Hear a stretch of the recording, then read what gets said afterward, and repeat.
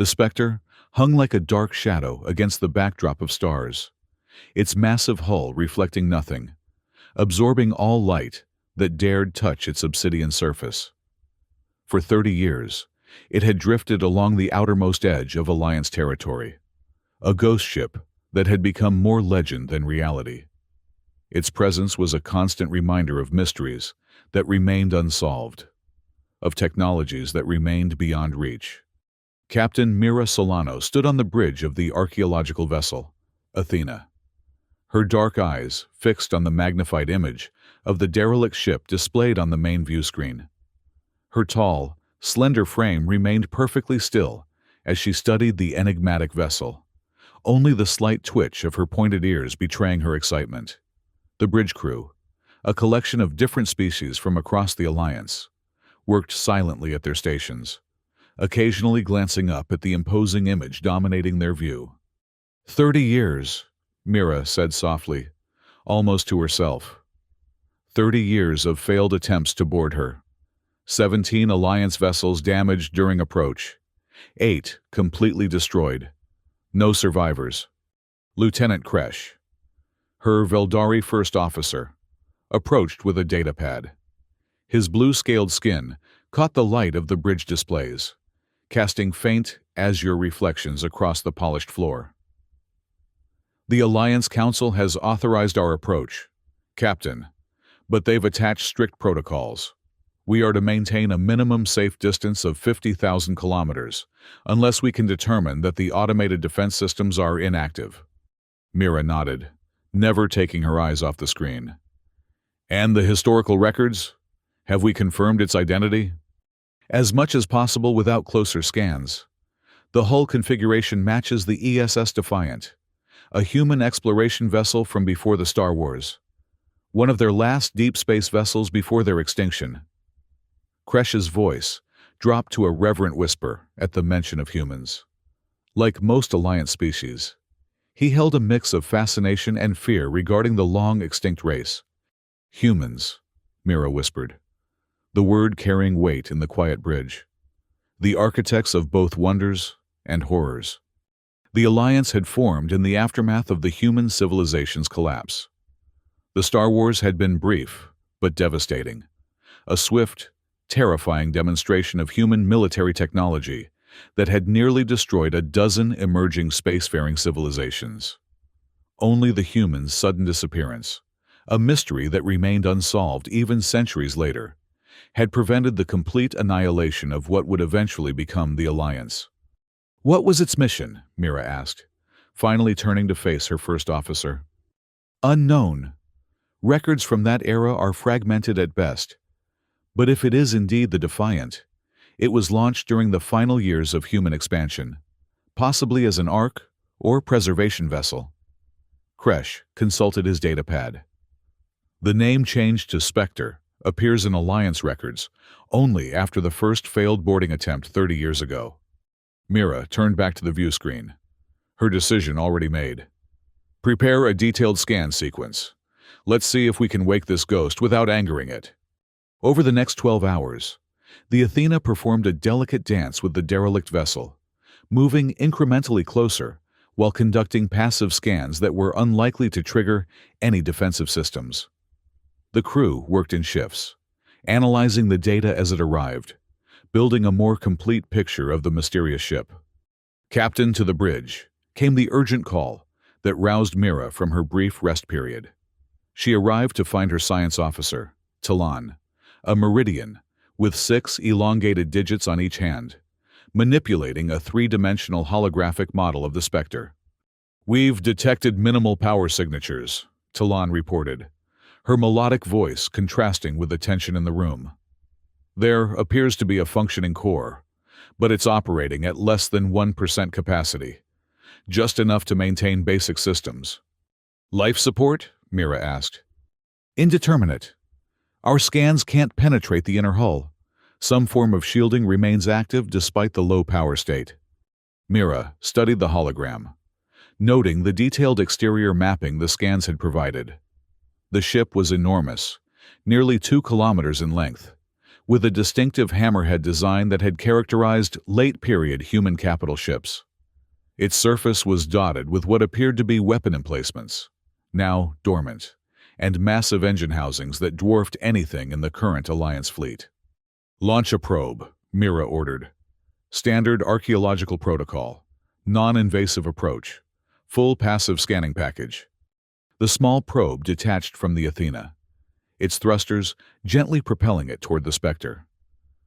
The bridge crew watched in silence as it closed the distance, instruments recording every moment of the approach. At precisely 5,000 meters from the hull, everything changed. The Spectre, dormant for decades, suddenly blazed to life. Lights flickered across its surface, power readings spiked, and a series of compartments along its lateral line slid open to reveal defense turrets that swiveled with mechanical precision to target the approaching probe. "Recall the probe!" Mira shouted, but it was too late. A burst of energy, blindingly bright even on the filtered view screen, lanced out from the Spectre. The probe disintegrated instantly, leaving nothing but a rapidly dispersing cloud of superheated particles. "Defensive systems at 40% capacity and rising," reported the tactical officer, his voice strained. "The ship is awakening, Captain." "Pull back to safe distance," Mira ordered, her voice calm despite the sudden danger. "Power to shields. Prepare to—" "Captain," interrupted the communications officer, "we're receiving a transmission from the Spectre." The bridge fell silent. In 30 years, the ghost ship had never communicated with any vessel that approached it. "On screen," Mira said, her heart racing. The view screen remained blank, but a series of rhythmic pulses echoed through the bridge speakers. A pattern, repeating, 3 short, 3 long, 3 short. "That's Morse code," whispered Talon, her extensive knowledge of ancient human communication systems immediately recognizing the pattern. "An SOS. It's a human distress call." The pattern continued, but then changed, becoming more complex. "It's a message," Talon said, fingers flying across her console as she translated. "It says, 'Need human. Only human may enter. All others destroyed.'" Mira stared at the screen, at the now glowing behemoth that had slumbered for decades, only to awaken with both weapons and a plea. "Contact Alliance Command," she said finally. "Tell them we need a human." The request was met with immediate resistance. Humans were extinct, or so the official Alliance position maintained. The last confirmed human death had been recorded over a century earlier, and the Alliance Council had declared the species officially extinct 50 years ago. But rumors persisted of isolated human colonies, of survivors who had fled before the final collapse of their civilization. These rumors were systematically suppressed by the Alliance, which had built its foundation on the control and restriction of human technology, deemed too dangerous for unrestricted use. The response from Alliance Command came 12 hours later, delivered by a grim-faced Admiral Voss via secure channel to Mira's private quarters. "Your request has been received, Captain Solano," the Admiral said, his reptilian features betraying no emotion. "The Council has determined that this situation warrants exceptional measures." Mira waited, knowing better than to interrupt the Admiral. "A coalition battle group will rendezvous with the Athena in 36 hours. They will bring the necessary personnel." The Admiral's pause was telling. "You are to maintain your position and continue passive observation only. Do not approach the vessel again. Do not attempt communication. Is that understood?" "Yes, Admiral," Mira replied, hiding her surprise at the rapid response and significant resources being deployed. "May I ask what personnel they're bringing?" Admiral Voss's scaled lips tightened momentarily. "That information is classified, Captain. Suffice it to say, the Alliance has resources that are not common knowledge. Voss out." The transmission ended, leaving Mira alone with questions she dared not voice aloud. The Alliance was bringing a human, a member of a species officially declared extinct. The implications were staggering. suggesting a level of deception that went against everything the Alliance claimed to stand for. The Coalition battle group arrived precisely on schedule: 3 heavy cruisers and their support vessels, their hulls bearing the distinctive insignia of the Coalition Special Operations Division. The Athena, designed for archaeological research rather than military operations, was dwarfed by the newcomers. Mira welcomed Admiral Voss aboard with proper military protocol, hiding her unease behind a mask of professionalism. The Admiral was accompanied by a squad of Coalition security officers and a single figure who remained partially concealed behind them. "Captain Solano," Voss said by way of greeting, "your discovery has captured the attention of the highest levels of Alliance leadership. We'll be taking command of this operation effective immediately." It wasn't a request, and Mira knew better than to protest. "Of course, Admiral. The Athena and her crew are at your disposal." "Good," Voss gestured to the figure behind him. "This is Cade. He will be essential to our operation." The security officers parted, revealing a man of average height with olive skin and close-cropped dark hair. He wore simple utilitarian clothing, a gray jumpsuit with no insignia or identification, and kept his eyes downcast, avoiding direct contact with anyone in the Athena's reception area.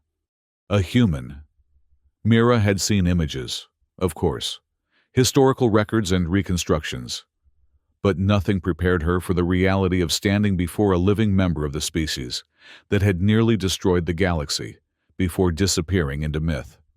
He looked ordinary, fragile, even. Nothing like the monsters of Alliance historical accounts. "Cade is a mechanical specialist," Admiral Voss continued, seemingly oblivious to the shock rippling through the Athena's crew at the sight of a human. "He will attempt to establish contact with the derelict vessel." Cade finally looked up, meeting Mira's gaze with eyes that were a startling shade of amber. There was intelligence there, and something else, a wariness, perhaps even fear. "Captain," he said simply, his voice quiet but steady. "Welcome aboard the Athena," Mira replied automatically, professional training overriding her surprise. "We've prepared detailed scans of the Spectre for your review." A flicker of something, recognition, perhaps, crossed Cade's face at the mention of the vessel's name, but he quickly suppressed it. "I'd like to see them," he said. The briefing took place in the Athena's main conference room, with Admiral Voss, Cade, and the senior officers of both the Athena and the Coalition flagship in attendance. Talon presented their findings, detailing the Spectre's specifications, power readings, and the brief communication they had received. Throughout the presentation, Cade remained silent, absorbing the information with an intensity that was almost palpable. Only when Talon played the recorded Morse code message did he react, a slight straightening of his posture that Mira might have missed had she not been watching him closely. "The message is clear," Admiral Voss said when the presentation concluded. "The vessel will only admit a human. We have a human. The course of action is obvious." "With respect, Admiral," Mira interjected, "we know nothing about the ship's internal condition, the nature of its automated systems, or why it's requesting human presence after decades of dormancy. Sending anyone aboard, especially our only—" She hesitated, avoiding the word human. "Specialist seems premature without further investigation." Voss fixed her with a cold stare. "Your concerns are noted, Captain, but this decision has already been made at the highest levels. The potential knowledge and technology aboard that vessel are too valuable to delay. Cade will board the Spectre within 12 hours. The Admiral turned to Cade. "You understand your mission?" Cade nodded once. "Establish contact, assess the ship's systems, and determine if it can be safely accessed by Alliance personnel." "And if it cannot?" Mira asked. A moment of silence followed her question. It was Cade who finally answered, his voice soft but clear. "Then I don't return." The preparations for Cade's mission proceeded with military efficiency. A specialized shuttle was brought over from the Coalition flagship, equipped with advanced scanning equipment and communication systems designed to maintain contact through almost any interference. Mira found herself increasingly troubled as she watched the proceedings. The casual way Admiral Voss and his team treated Cade, not quite as property, but certainly not as an equal, stirred something uncomfortable within her. More disturbing was Cade's acceptance of his role, his quiet compliance with orders that might well send him to his death. Finding a rare moment when Cade was alone, calibrating equipment in the shuttle bay, Mira approached him. "May I speak with you?" she asked, keeping her voice low. Cade glanced up from his work, surprise briefly crossing his features before he nodded. "Of course, Captain." "This mission," she began, unsure how to phrase her concerns. "The risks seem disproportionate. The Spectre has destroyed every vessel that's approached it for 3 decades. Except yours," Cade pointed out. "It communicated with the Athena. After nearly vaporizing our probe." A ghost of a smile touched Cade's lips. "Fair point." Mira studied him, trying to reconcile the person before her with the mythological status of his species. "Why did you agree to this?" The question seemed to catch him off guard. He looked around, confirming they were alone, before answering. "What makes you think I had a choice, Captain?" The implication hung in the air between them, confirming Mira's suspicions about Cade's status within the Alliance. "How many of you are there?" she asked, unable to contain her curiosity. Cade's expression closed off immediately. "I'm not authorized to discuss that." "Of course. I apologize." Mira hesitated, then pressed on. "But you know what that ship is, don't you? You recognized it." Again, that flicker of something in his amber eyes. "I know what it might be," he admitted quietly. "If it's what I think, then someone needs to go. And it has to be someone like me." "Because you're human." Cade nodded slowly. Human technology from that era was specific, biometrically locked to human genetic patterns, neural signatures, even pheromones. If the Spectre's systems are still operating on original protocols, they would reject any non-human approach as a potential threat. "And destroy them," Mira concluded, thinking of the vessels lost over the decades. "And destroy them," Cade agreed. "Captain Solano." Admiral Voss's voice cut through their conversation as he entered the shuttle bay, flanked by 2 security officers. "I don't recall authorizing a private briefing." Mira straightened, meeting the Admiral's suspicious gaze. "No briefing, Admiral. Just checking on mission preparations." Voss looked between them, his reptilian eyes narrowing slightly. "The specialist should be focusing on his equipment checks, not conversation." "Of course, Admiral," Mira nodded to Cade. "Carry on." As she left the shuttle bay, Mira couldn't shake the feeling that she had just glimpsed something the Alliance had been hiding for generations. Not just the existence of surviving humans, but their systematic subjugation. The mission launch was scheduled for 0600 hours. Mira arrived at the shuttle bay to find it transformed into a command center, with Coalition officers manning temporary consoles and Admiral Voss overseeing final preparations. Cade stood by the shuttle entrance, now dressed in a specialized environmental suit. The suit was unmarked, lacking the Alliance insignia that adorned every other piece of equipment in the bay. Another subtle reminder of his separate status. "Captain Solano." Voss acknowledged her arrival with a curt nod. "Your presence isn't required here."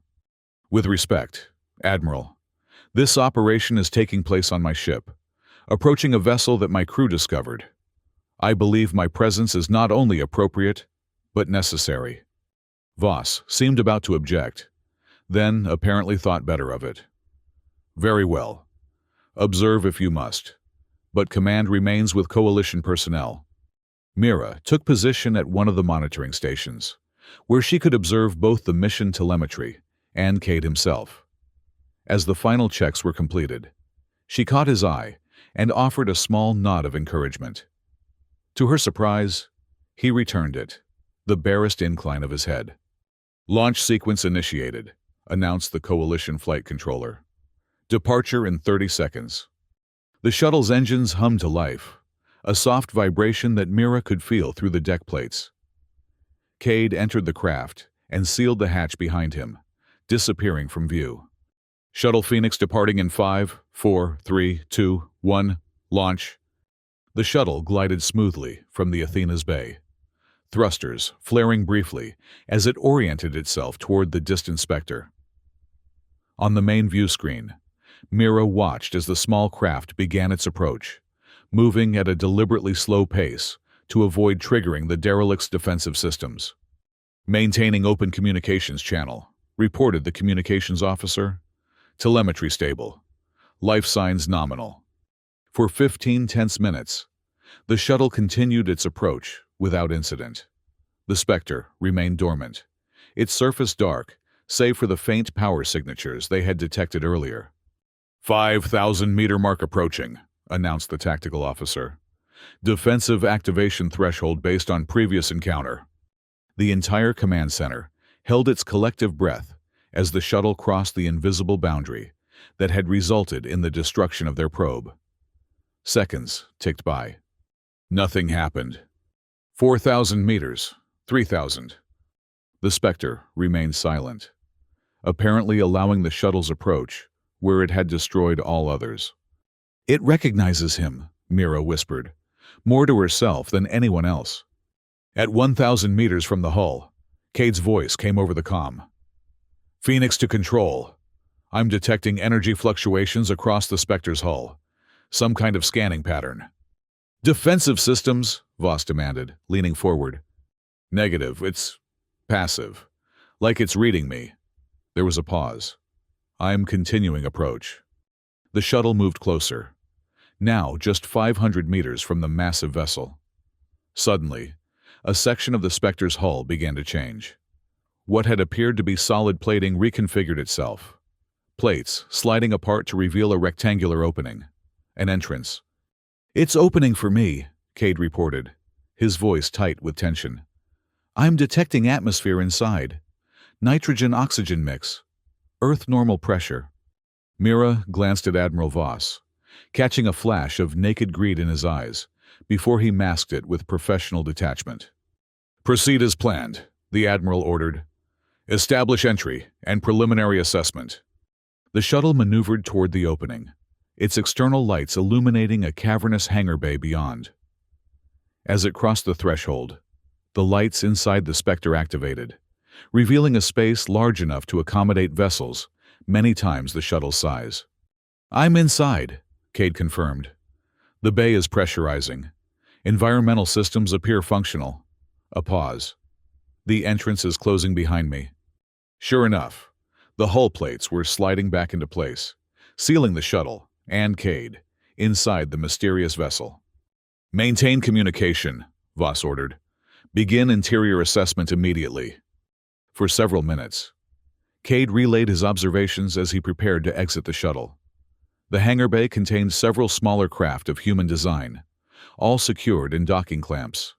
The air was breathable, if stale, and gravity was being maintained at Earth standard.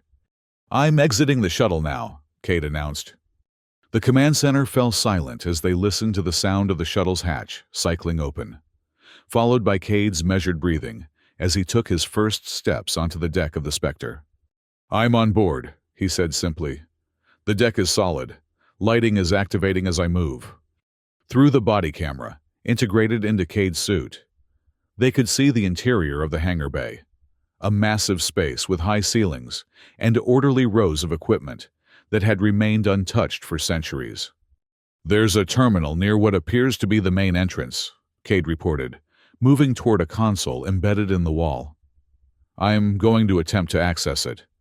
As he approached the terminal, it flickered to life, displays illuminating with scrolling text.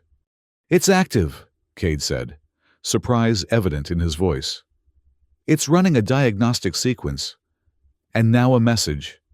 The camera view shifted as Cade leaned closer to the screen. The text was clearly visible. "Human biosignature detected. Identity confirmation required for further access. Place, hand on scanner. Below the text, a section of the console glowed with a soft blue light, outlining a human handprint.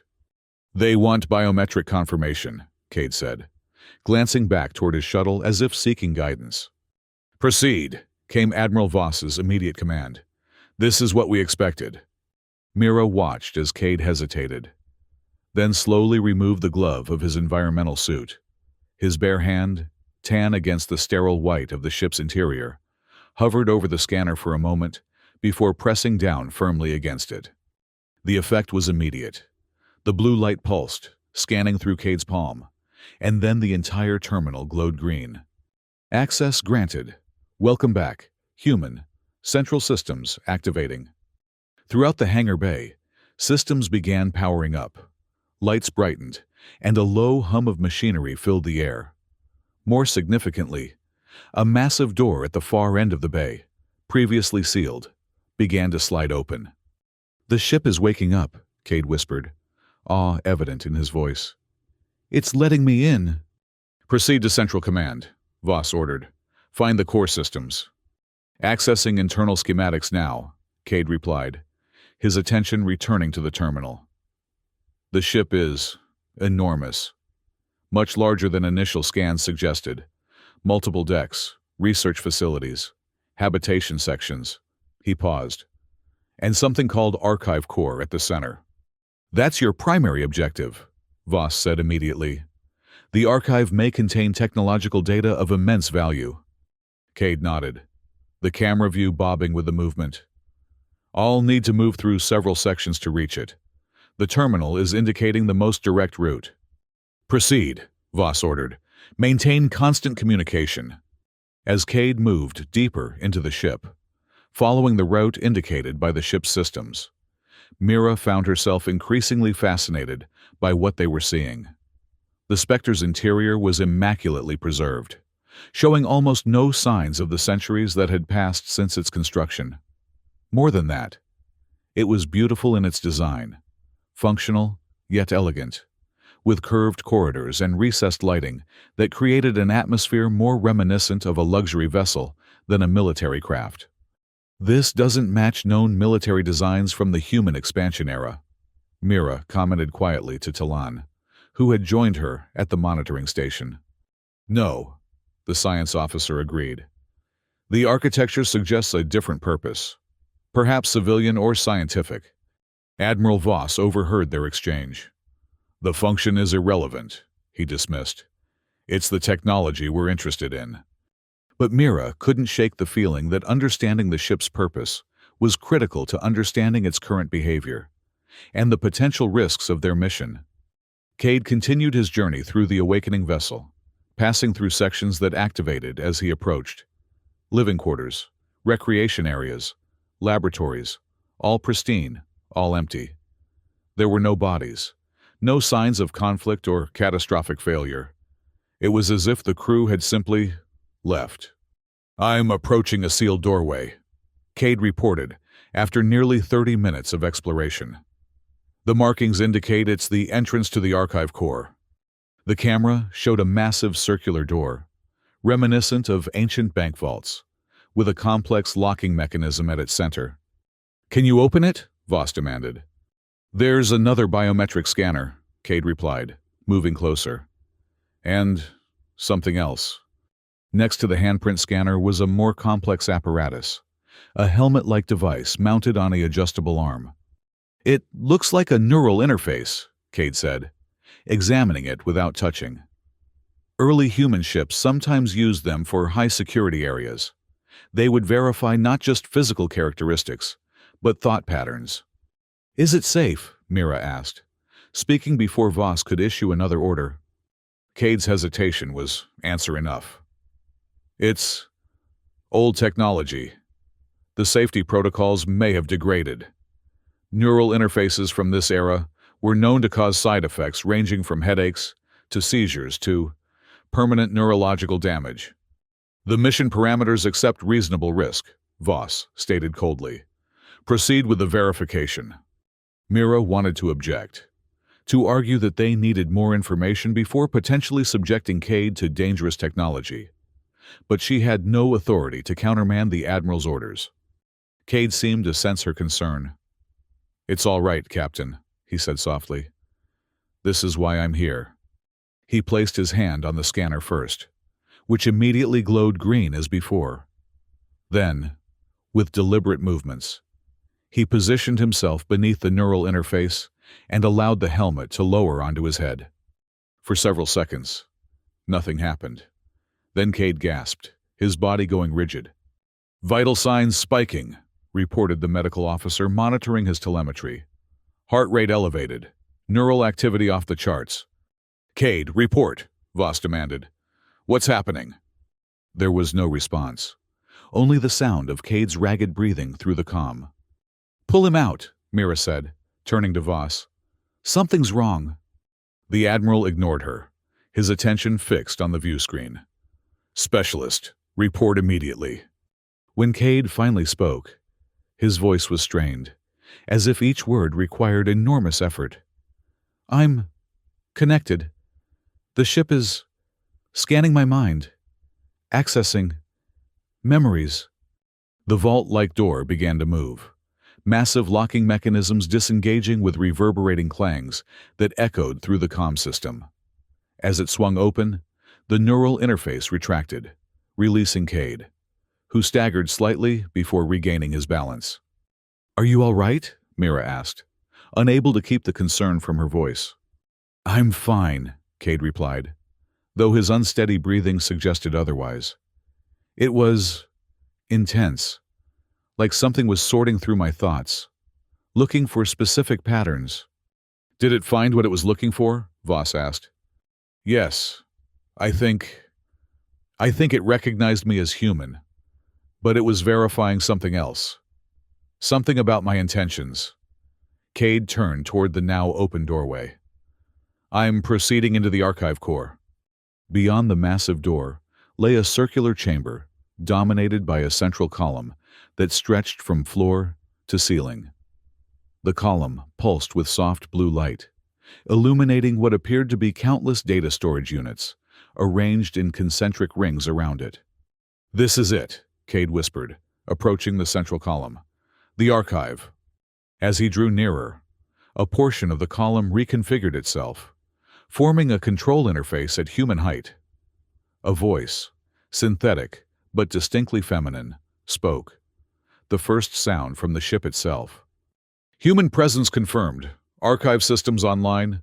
State query parameters." Cade looked back toward his body camera, as if seeking instruction. "Ask it to identify itself," Voss ordered. "Determine what data it contains." Cade turned back to the interface. "Identify yourself and your purpose." The blue light pulsed once, brightening momentarily. "I am Echo, Integrated Artificial Intelligence of the Earthship Defiant, redesignated Spectre, following Protocol Omega. My primary function is preservation of the archive and protection of human cultural and technological data." "Earthship Defiant," Mira repeated quietly. "Not a military vessel at all. A preservation ship." "Ask about the archive contents," Voss instructed, ignoring Mira's observation. "What does the archive contain?" Cade asked. "The archive contains the complete cultural, scientific, and technological knowledge of human civilization prior to the collapse." Echo responded. "It includes full genetic mapping of terrestrial species, engineering specifications for all registered human technologies, historical records, artistic works, and philosophical texts. In total, the archive represents 98% of all digitally recorded human knowledge as of the Exodus date." Even Admiral Voss seemed momentarily stunned by this revelation. "It's a library ship," he said finally. "The entire human civilization, preserved." "Ask about the crew," Mira suggested, fascinated by the discovery. "Where are they?" Cade relayed the question. The original crew of 417 humans were evacuated to Colony Designation Erebus, following Detection Protocol Zeta-9. Echo replied, Current status of colony unknown, due to communication blackout enforced by Protocol Omega. When did this evacuation occur? Cade asked without prompting. 273 standard years ago, following confirmed detection of non-human intelligence accessing restricted technology in the Proxima system. The implications were staggering. Humans had survived, had escaped to a colony somewhere, and had deliberately gone silent to avoid detection. And they had left this ship, this incredible repository of their civilization, adrift but protected, waiting. Ask it why it's been attacking approaching vessels, Voss said, his voice tight with barely contained excitement. Why have you destroyed vessels that approached you? Cade asked. Primary directive is protection of the archive from unauthorized access. Echo responded. Non-human entities are classified as potential threats under Protocol Omega. Defensive systems activate automatically when approach exceeds safety threshold. But you requested human presence, Cade continued. You sent a message to the Athena. Correct. Power systems have degraded beyond sustainable levels. Without intervention, archive integrity will fail within 5 standard years. Protocol Epsilon 3 authorizes contact with human assets when archive preservation is at risk. You needed a human to save the archive, Cade said, understanding dawning in his voice. Correct. The archive was created by humans. For humans. It must be preserved by human hands. Admiral Voss had heard enough. He turned to his communications officer. Signal the battle group. Inform them we've confirmed valuable technological assets and require a boarding team immediately. Specialist units with Class A equipment. Mira looked at him sharply. Admiral, the ship has made it clear it will only accept human presence. Sending in a boarding team could trigger the defensive systems. That's no longer a concern, Voss replied dismissively. Now that we have a human inside who's accessed the central systems, we can override the automated defenses. On the view screen, Cade had gone very still, clearly listening to their exchange. Admiral, he said carefully, I'm not sure that's possible. The ship's systems appear to operate on a continuous biometric verification protocol. Non-human presence would likely trigger lockdown procedures, regardless of my access. Voss's expression hardened. Then you will disable those protocols. That is a direct order. Specialist. Cade hesitated, then turned back to the control interface. Echo, can defensive protocols be modified to allow non-human access to the archive? Negative. The AI responded immediately. Core protocols are hard-coded at the quantum level and cannot be altered without complete system reconstruction. This is by design, to prevent compromise of the archive. There's your answer, Admiral, Mira said, unable to keep a note of satisfaction from her voice. The ship won't allow non-human boarding. Voss's scaled face darkened with anger. Specialist Cade, you will find a way to override those protocols. The knowledge in that archive is too valuable to remain locked away due to outdated human paranoia. I understand, Admiral, Cade replied, his voice carefully neutral. I'll need time to explore the system architecture to see if there are any workarounds. You have 6 hours, Voss stated. After that, we proceed with boarding operations regardless of the risk. As the Admiral moved away to confer with his officers, Mira kept her attention on the view screen, on Cade standing alone in the pulsing blue light of the archive chamber. Something in his posture had changed, a subtle straightening of his shoulders, a newfound resolve in his stance. Echo, he said quietly, is there a more private place where we can speak? Somewhere the external communications might experience interference? The AI didn't respond verbally, but a doorway appeared in the chamber wall, sliding open to reveal a smaller room beyond. I'm going to check the adjacent systems, Cade announced more loudly. There may be secondary control interfaces that offer more flexibility.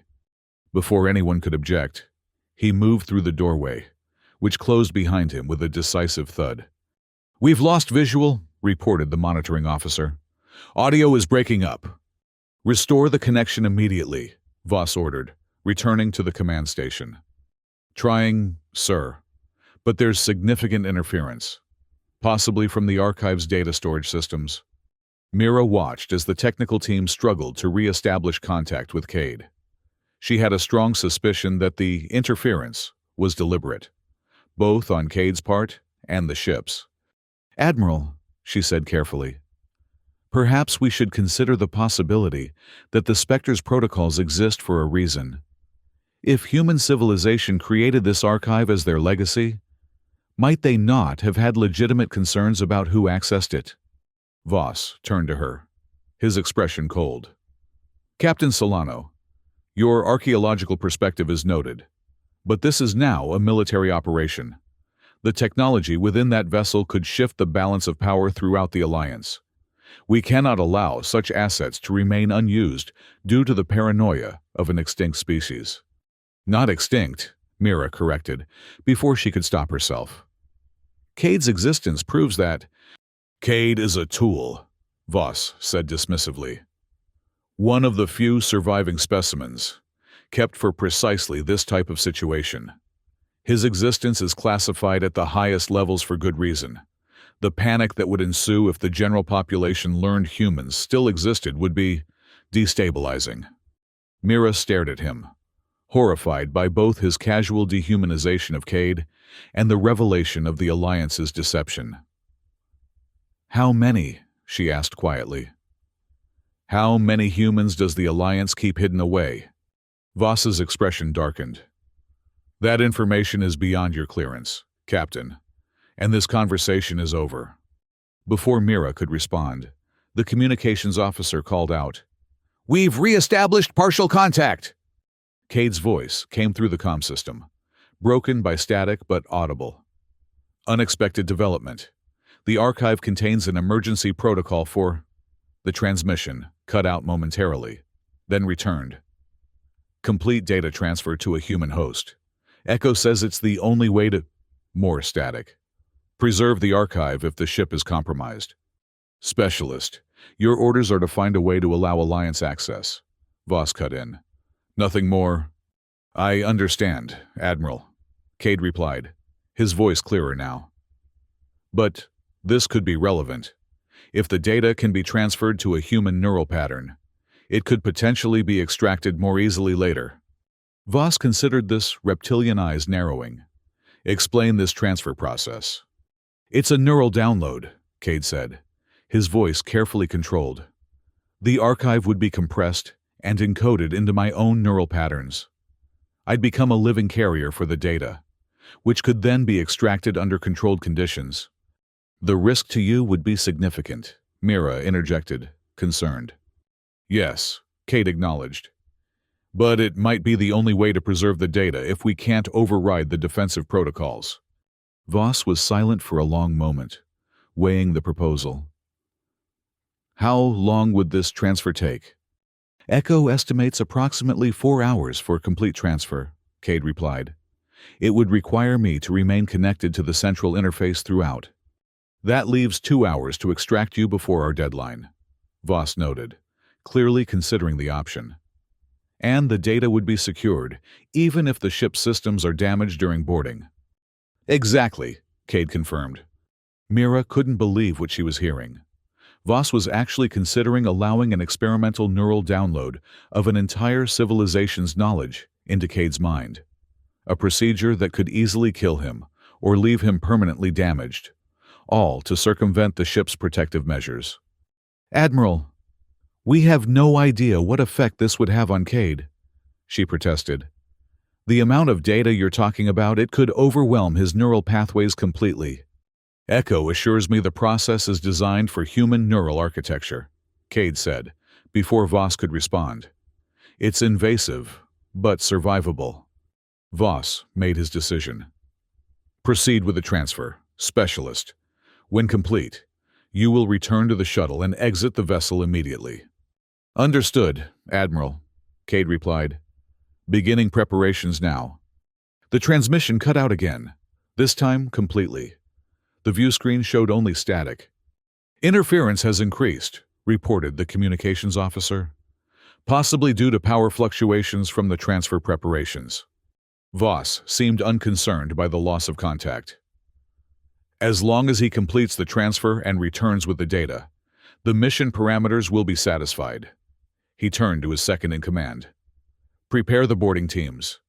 The moment we have the specialist and the data secure, we move in to secure the vessel itself. As the coalition officers moved to execute their orders, Mira remained at the monitoring station, staring at the static-filled screen and fighting a growing sense that something was very wrong with this entire situation. For nearly 3 hours, all attempts to re-establish contact with Cade failed. The Spectre remained silent, its hull dark save for the occasional power fluctuation that their sensors could detect. Within the Coalition Command Center, tension mounted as the deadline approached. 1 hour until boarding operations commence, announced the tactical officer. Still no contact with the specialist. Admiral Voss paced the command center, his earlier confidence giving way to impatience. Continue hailing attempts. He should be nearing completion of the transfer by now. Mira had spent the intervening hours reviewing everything they knew about the Spectre, about its systems and protocols. Something about Cade's explanation of the neural transfer process had struck her as convenient, too perfectly aligned with Voss's desires to secure the archive data. She couldn't shake the feeling that Cade had been less than truthful about his intentions. "Admiral," she said finally, approaching Voss with deliberate calm, "have you considered the possibility that the Spectre might have defensive measures beyond just its external weapons? That accessing the archive itself might trigger additional protocols?" Voss dismissed her concern with a wave. "The specialist is inside, with verified human credentials. The ship has accepted him." "Yes, but what if—" She was interrupted by a sudden alarm from the sensor station. "Energy spike detected within the Spectre," called out the science officer. "Power levels rising across all systems." The view screen flickered, then stabilized, showing an external view of the derelict ship. Light was spreading across its surface, flowing through patterns that had been invisible when dormant. The effect was like watching a massive creature awakening, stretching after a long sleep. "What's happening?" Voss demanded. "The ship is powering up," Talon reported, her 6-fingered hands flying across her console. "Not just defense systems, everything. Engines, navigation, life support. All systems are coming online simultaneously." "Get me contact with the specialist now," Voss ordered. As if in response, the communication system crackled to life. But it wasn't Cade's voice that came through. It was Echo's synthesized feminine tones. "Alliance vessels. This is the Earthship Defiant. Archive transfer protocols have been successfully executed. This vessel will now initiate emergency relocation sequence, as per Protocol Omega. You are advised to maintain safe distance to avoid drive field interference." "What is this?" Voss snarled. "Where is the specialist?" "The human designate Cade has assumed primary archive custodian status," Echo replied, her artificial voice somehow conveying satisfaction. "All communication will now be routed through integrated systems." Mira understood suddenly, with perfect clarity. "He's merged with the ship's AI," she whispered. "The neural transfer wasn't to extract the data. It was to integrate him with the archive itself."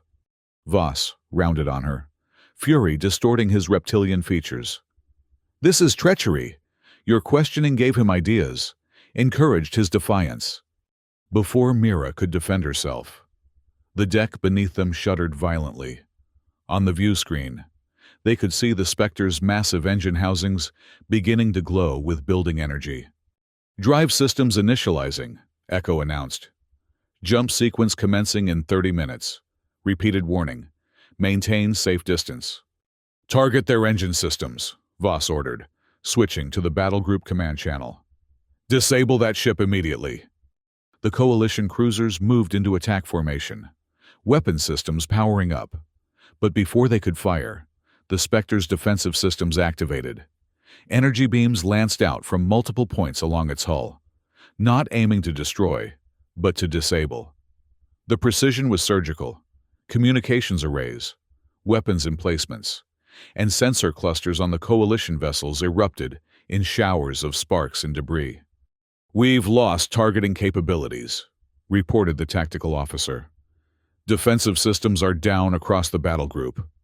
"Launch boarding shuttles now," Voss commanded, desperation edging his voice. "We'll take it by force before it can jump." A dozen assault shuttles detached from the coalition vessels, accelerating toward the Spectre.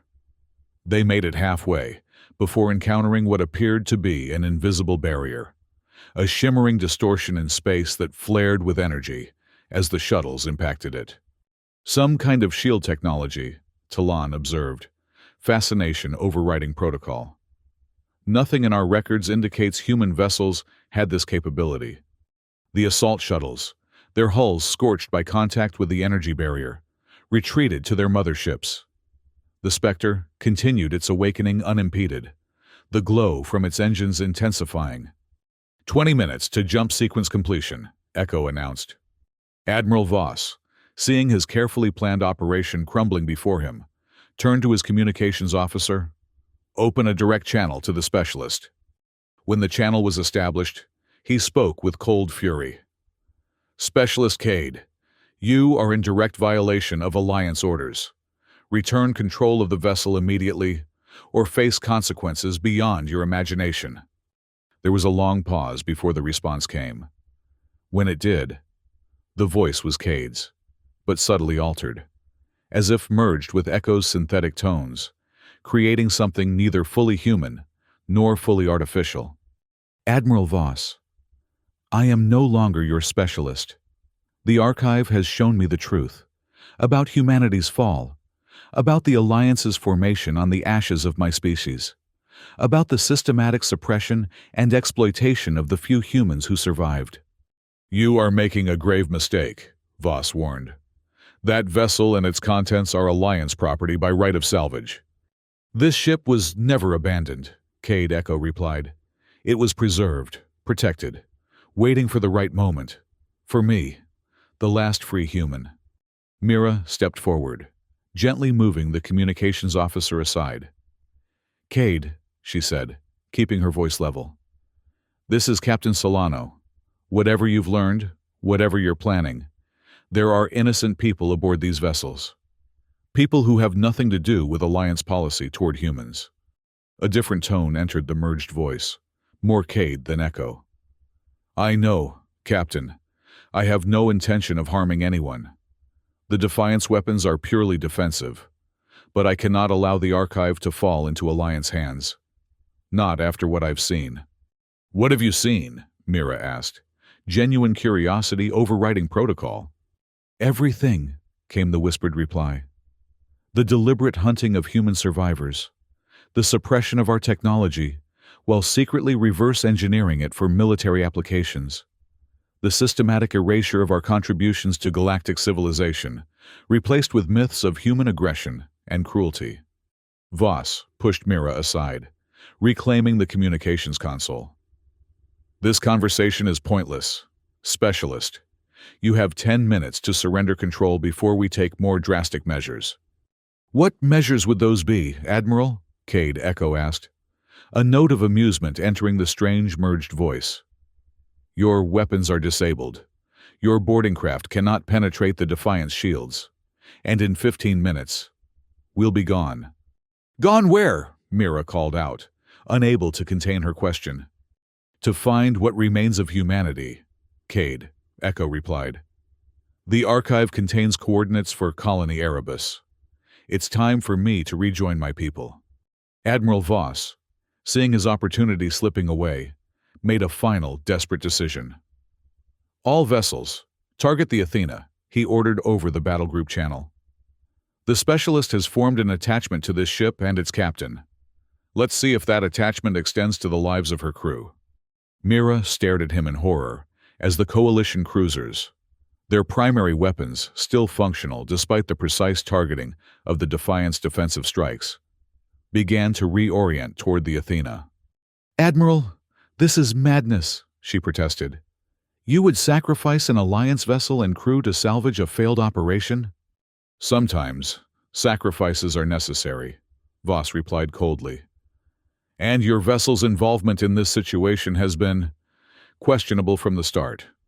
Before the cruisers could fire, the Defiant's engines flared brightly, and the massive ship began to move for the first time in decades.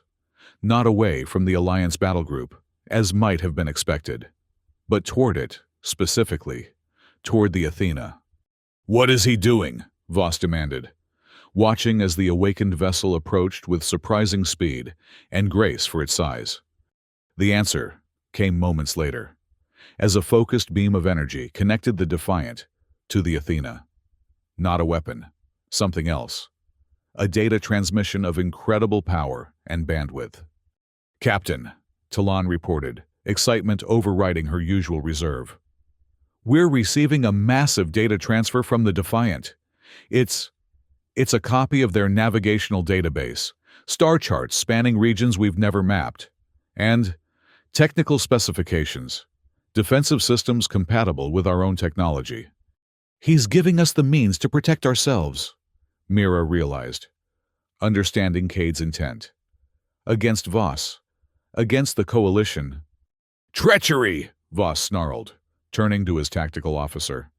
"Fire on the Athena now, before they can process that data." But it was too late. The Defiant's position now placed it between the Coalition vessels and the Athena, its massive bulk serving as both shield and deterrent. More than that, the Athena's own systems were rapidly integrating the defensive protocols transmitted by the Defiant, bringing shields online that shouldn't have been possible for a vessel of its class. 10 minutes to jump sequence completion, Echo announced, her synthetic voice now broadcasting on all channels. "Final warning to all vessels. Maintain safe distance." Admiral Voss, seeing his carefully constructed operation collapsing around him, made one final attempt to salvage the situation. "All vessels, concentrate fire on the Defiant's engine housing. We may not be able to capture it, but we can prevent its escape." The Coalition cruisers opened fire, energy beams and projectile weapons converging on the Defiant's massive engines. Most dissipated harmlessly against the ship's shields, but a few managed to penetrate, striking the outer layers of the engine housing. Damage alarms sounded throughout the Defiant, audible over the still open communication channel. Cade's voice, more distinct from Echo's now, came through with urgency. "Captain Solano, the jump sequence is destabilizing. We can still make the jump, but the energy discharge will be more violent than anticipated." Mira understood immediately. "You need us to get clear." "Yes, the Athena has the defensive capabilities now, but you need distance, as much as possible in the next 5 minutes." She didn't hesitate. "Helm, full emergency thrust. Put as much space between us and the Defiant as possible. Now." As the Athena's engines flared to life, Admiral Voss realized what was happening. "Stop them," he ordered, but his command fell on deaf ears as the Athena's crew, loyal to their captain, executed her orders without question. "All personnel, secure for emergency maneuvers," Mira announced shipwide. "This is not a drill." The Athena accelerated away from the confrontation, its newly enhanced shields deflecting the half-hearted attempts by Coalition vessels to stop it. On the view screen, the Defiant grew smaller as they increased their distance, its hull now pulsing with energy that seemed barely contained. 5 minutes to jump sequence, Echo announced, her voice growing distorted as the energy buildup affected communications. Containment fields at 70% and falling. "They're not going to make it," Talon said quietly, watching the energy readings from her science station.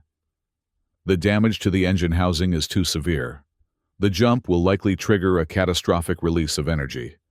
Mira looked at the retreating image of the Defiant on the view screen, thinking of Cade, a human who had spent his life as a tool of the very organization that had hunted his species to near extinction, who had found purpose and identity in the heart of his people's legacy, and who was now facing death to protect that legacy.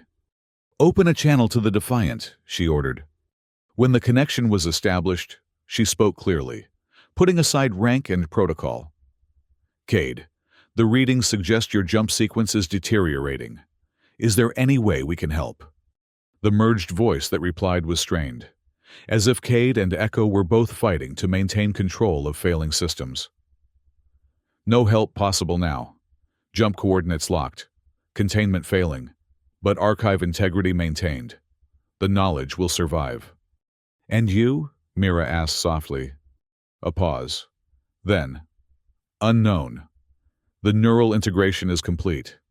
Where the archive goes, I go. Whether I survive in a recognizable form. Another pause.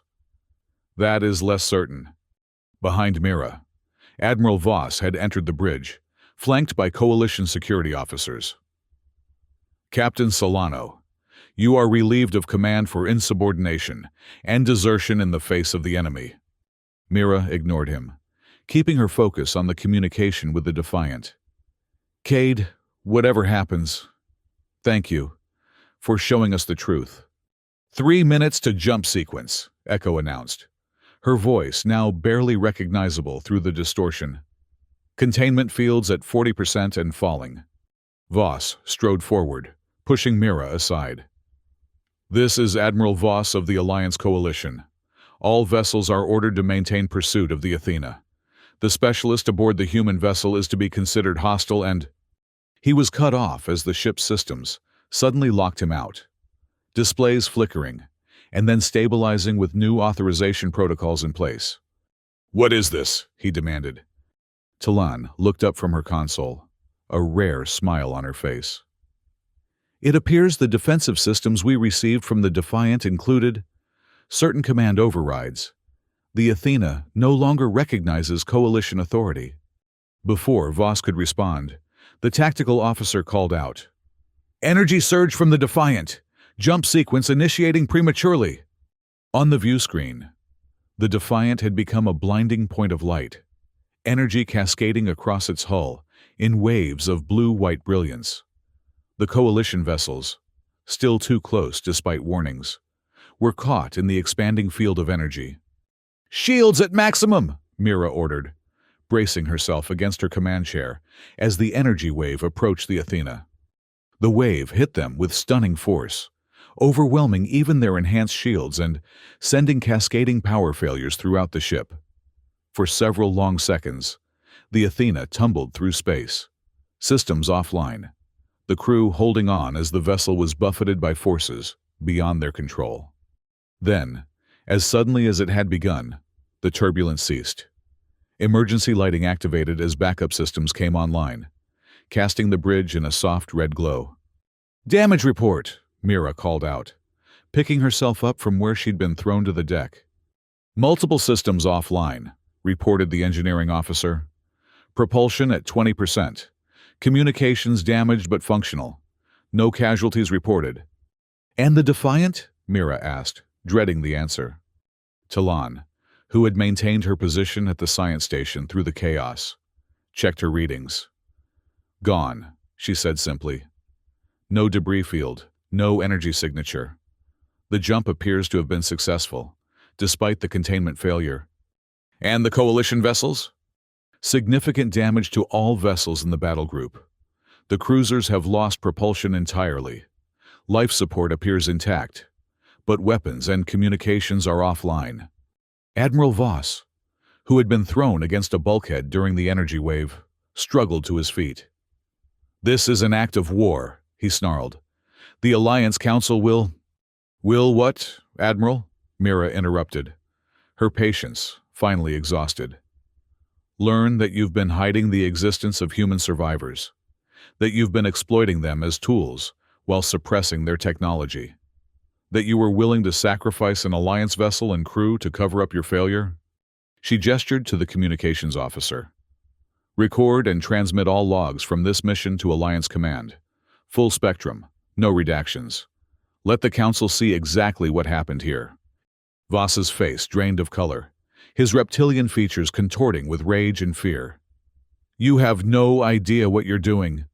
The political ramifications are necessary. Mira finished for him. The alliance was founded on principles of cooperation and mutual respect among species. If we've strayed so far from those principles that we're willing to enslave the survivors of a species we claim is extinct, then perhaps it's time for a reckoning. She turned away from him, dismissing him as irrelevant, and focused on the view screen, which now showed only empty space where the Defiant had been. "Set course for Alliance headquarters," she ordered. "Best possible speed with our damaged systems. And prepare a full report on everything we've learned about the Defiant, about the Archive, and about humanity's true fate." As the Athena limped away from the confrontation site, leaving the damaged Coalition vessels to await rescue, Mira found herself wondering about Cade and the Defiant. Had they truly made their jump successfully? Was there really a human colony waiting at the coordinates stored in the Archive? And what would it mean for the Alliance when the truth about humanity's survival became known? Questions without answers, for now. But Mira suspected that the ripples from this encounter would spread far beyond their small corner of space. The Defiant had lived up to its name one final time, defying the Alliance's attempt to claim its secrets, and in doing so, perhaps changing the course of galactic history. In the darkness between stars, the Defiant emerged from its jump, its systems strained to breaking point but functional. Within its Archive core, the merged consciousness that had once been separate entities, Cade the human and Echo the AI, began the slow process of healing, of integrating, of becoming something new. And somewhere ahead, according to ancient coordinates locked in the Archive's memory, lay Colony Erebus, humanity's last hidden outpost, waiting for the return of the knowledge, the legacy, and perhaps the future of their species. The Defiant adjusted its course, limping but determined, and continued its journey home. "We're coming," whispered the voice that was neither fully Cade nor fully Echo, but something more than either had been alone. "We're bringing it all back, everything we were, everything we could be again." The message went unanswered, for now, but soon they would know if humanity's long exile was finally coming to an end.